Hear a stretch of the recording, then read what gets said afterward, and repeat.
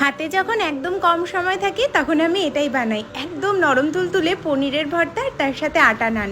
আটা নানের বদলে রুটি হলেও মন্দ হয় না। তবে রোজ কি মাছ মাংস খেতে ভালো লাগে বলো? আর আর আজকে একটা জায়গায় যাওয়ারও ছিল, আর মাছ মাংসের প্রতি একটু অনীহাই ছিল।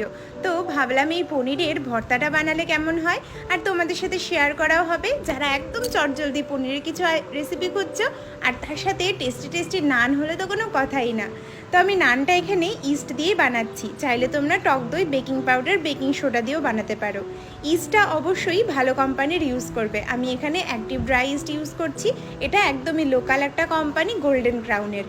উষ্ণ গরম জলে চিনির সাথে ইস্টটাকে ভালো মতো গুলিয়ে 15 মিনিট রেখে দেবো। আর এদিকে 250 গ্রাম মতো পনির নিয়েছি, সেটাকে ভালো মতো করে গ্রেট করে নিচ্ছি। আমি আজকে আটা ময়দা মিশিয়েই নানটা বানাচ্ছি। নান বলতে পারো বা তাওয়া নান, যা খুশি। তোমরা চাইলে শুধু আটা বা শুধু ময়দা দিয়েও এই নান বানাতে পারো, ভীষণ সুস্বাদু হয় খেতে। নান বানানোর ক্ষেত্রে একটা কথা সবসময় মনে রাখবে, এটাকে রেস্টে রাখতে হয়, তাহলেই নানটা সফট হয়। ইস্টটা দেখো খুব সুন্দর অ্যাক্টিভেট হয়ে গেছে। ইস্টটাকে ভালো মতো জলের মধ্যে আবারও মিশিয়ে নিয়ে এবার সমস্ত জল দিয়ে আটা আর ময়দা যেটা ডো করে রেখেছিলাম সেটাকে ভালো মতো করে মেখে নেব। মাখার উপর ডিপেন্ড করে যে কতটা সফট হবে। প্রায় 10 মিনিট ভালো মতো হাত দিয়ে ডোলে ডোলে মেখে নিতে হবে। আর 2 চামচ মতো বাটার অথবা সাদা তেল দেবে, তাহলে আরও সফট হয়। আমি একটু 10 মিনিটটা বেশি বলে ফেলেছি, 5 থেকে 6 মিনিট ভালো মতো মেখে নিলেই রেডি। এবার উপরে একটু তেল ব্রাশ করে প্রায় 45 মিনিট রেস্টে রাখবো। ব্যাস, আমাদের কাজ এখানেই শেষ। আর পনির ভর্তা বানানো এত সহজ, আর একদম অন্য প্রসেসে বানাবো, খেতে হবে অত্যন্ত সুস্বাদু। তার জন্য কড়াইতে সরষের তেল নিয়ে নিচ্ছি, চাইলে পুরোটা বাটার অথবা সাদা তেল আর বাটার মিশিয়েও করতে পারো। এদিকে আদা রসুন আর কাঁচা লঙ্কা একদম ছোটো ছোটো টুকরো করে কেটে নিতে হবে। তেলের মধ্যে কোনো কিছু ফোড়ন না, ফার্স্টেই আদা রসুন আর কাঁচা লঙ্কাটাকে ভালো মতো করে ফ্রাই করে নেওয়ার পর কুচি করে কেটে রাখা পেঁয়াজ দিয়ে দেবো। পেঁয়াজগুলো যতটা মিহি করে কাটবে তত সুন্দর হয়, একদম তেলের মধ্যে গলে যাবে। পেঁয়াজগুলো যখন দেখবে বেশ নরম হয়ে আছে আর তলাটা একটু লাগতে শুরু করছে, তখন 4 চামচ মতো বেসন দিয়েছি। হ্যাঁ, বেসনটা কিন্তু দিতেই হবে। বেসন দিলে পনিরের মধ্যে বেশ মাখো মাখো একটা ব্যাপার আসে। বেসন দিয়ে আবারও 3 থেকে 4 মিনিট বেসনটাকে হালকা ভেজে নেওয়ার পর টমেটো দিয়ে দেব। টমেটোটা চাইলে স্কিপ করতে পারো, তবে টমেটো বা টমেটো পিউরি বা টমেটো সস দিলে খেতে খুব সুন্দর লাগে। টমেটোটা যখন দিয়েছি তখন লবণ তো দিতেই হবে। এই পর্যায়ে লবণ, ভাজা জিরের গুঁড়ো, 1 চামচ গরম মশলা গুঁড়ো দিয়ে ভালো মতো করে নেড়ে চেড়ে নেব। যাতে মশলাটা খুব সুন্দরভাবে মাখো মাখো হয়ে যায়, তার জন্য একটু জল দিয়েছি। মোটামুটি যখন ভালো মতো তেল ছাড়বে তখন গ্রেট করে রাখা পনির দিয়ে ভালো মতো করে নাড়াচাড়া নিতে হবে। আর দেখবে পনির দেওয়ার কিছুক্ষণের মধ্যেই খুব সুন্দর তেল ছাড়বে আর দারুণ একটা গন্ধ আসবে।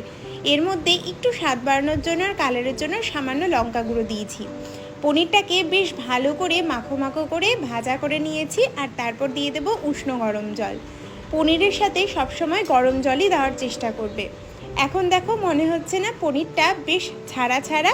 ঠিক এই সময় কিন্তু আমাদের একটা দারুণ জিনিস যোগ করতে হবে, যার জন্য পনির ভর্তার স্বাদটা আলাদা লেভেলেরই চলে আসে।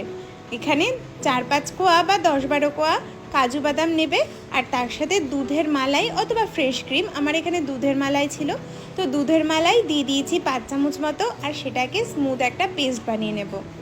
এই পেস্টটা আমাদের এই পনির ভর্তার মধ্যে মিশিয়ে দিতে হবে, আর এটাকে ঢেকে 5 থেকে 10 মিনিট মৃদু আঁচে ফুটিয়ে নিলেই আমাদের এই পনির ভর্তা তৈরি। এর মধ্যে চাইলে তোমরা ধনেপাতা কুচি দিতে পারো, তবে পনিরের নিজস্ব একটা গন্ধ থাকে বলে আমি এর মধ্যে ধনেপাতা কুচি দেইনি। তার বদলে আমি একটু বাটার দিয়েছিলাম। পনির ভর্তাটা বেশ মাখো মাখো হয়ে এসেছে।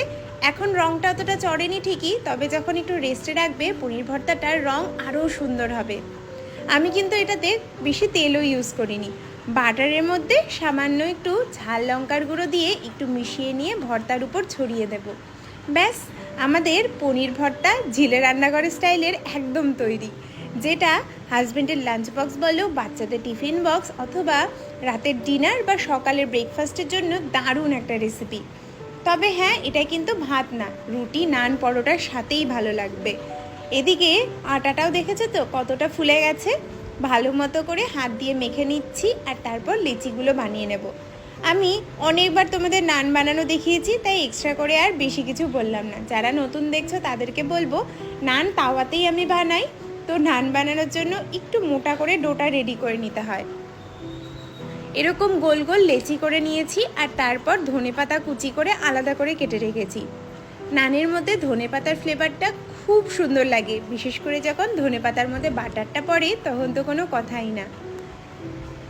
তোমরা চাইলে ননস্টিকের তাওয়া অথবা লোহার তাওয়া, যে কোনো তাওয়া ইউজ করতে পারো। তবে একটা সিম্পল টিপস আছে, এখানে নানটা যখন বেলবে তখন অবশ্যই হালকা তেল দিয়ে বেলবে, আর নানের মধ্যেই একটু ধনেপাতা কুচি এখনই দিয়ে বেলে নেবে। আমি এখানে একটা ভুল করেছি, ধনেপাতাটা আমাকে বেলার সময় দিতে হতো।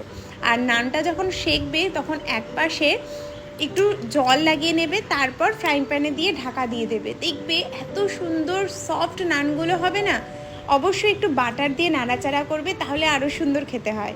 বাটার যদি দিতে না চাও তাহলে অ্যাভয়েড করতে পারো। আমি হালকা বাটার দিয়ে এপাশ ওপাশ সেঁকে নিয়েছি। খুব সুন্দর কালারও আসে আর খুব সুন্দর খেতেও হয়। আটা দিয়ে তৈরি করার জন্য কিন্তু কোনো রকম অসুবিধা হবে না। নানগুলোকে 3 থেকে 4 মিনিট ভালো মতো করে ভাজা করে নামিয়ে নেবে। ব্যাস, আমাদের তাওয়া কুলচা বলো বা তাওয়া নান একদম তৈরি। কেমন লাগলো আজকের এই রেসিপিগুলো অবশ্যই কিন্তু জানিও। এইভাবেই আমি 5টা মতো নান বানিয়েছিলাম, আর নানটা দেখো কতটা সফট হয়েছে, রঙটাও কিন্তু দারুণ এসেছে। কেউ বলবে না এটা শুধুমাত্র আটাটাই বেশি দিয়ে তৈরি আর কি। পনির ভর্তাটার রঙটা দেখেছো কতটা সুন্দর এসেছে কিছুক্ষণ বাদে। তখন হয়তো রঙটা ফ্যাকাশে লাগলেও পরে কিন্তু ভীষণ সুন্দর খেতে লাগে। তো যারা যারা একদম চটজলদি কিছু খুঁজছো তাদের জন্য কিন্তু বেস্ট একটা অপশন। বাটারটা কিন্তু অবশ্যই উপর থেকে দেবে, অদ্ভুত সুন্দর খেতে লাগবে। এর সাথে রুটি বলো, পরোটা বলো, যা খুশি বানাও না কেন, বিশেষ করে রাতের বেলা রুটির সাথে তো জমে যায়। পনির আমরা কে না ভালোবাসি বলো? তো এইভাবে একবার পনির ভর্তাটা বানিয়ে দেখো, সবার খুব পছন্দ হবে। আর বিশেষ করে এই সব দিনে যখন রান্না করতে খুব একটা ইচ্ছা করে না আর চটজলদি কিছু খেতেও ইচ্ছে করে, তখন এটা তো একদম লাইফ সেভিয়ার একটা রেসিপি। কেমন লাগলো অবশ্যই জানা।